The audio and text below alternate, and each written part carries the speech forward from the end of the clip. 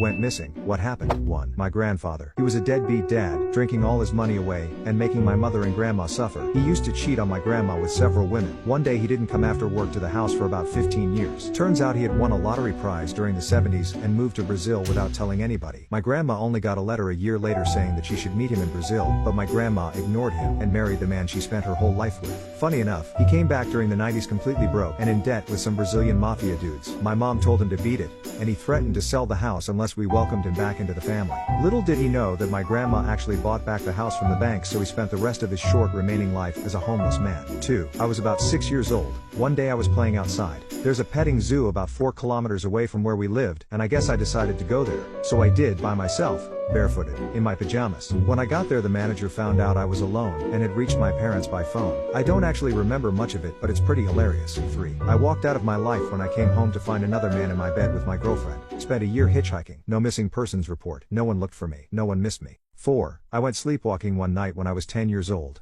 Unlocked the front door, and went for a stroll through the neighborhood. I woke up a few hours later in the middle of the street, barefooted, in a cul-de-sac I'd never been in before. Scared the bejesus out of me. Ended up running through the streets until I found my way back home. My parents had been shitting bricks looking all over for me. They put a lock on my door after that so I couldn't go for any more midnight strolls. 5. My neighbor's best friend and a childhood friend of my sister went missing. It appears to be random. She was well liked and had no enemies. She went to a grocery store, seen on CCTV, and was never seen again. A few years later they found part of her leg. Nothing more. She's still considered missing because the police think she could still be alive without her leg from the femur down.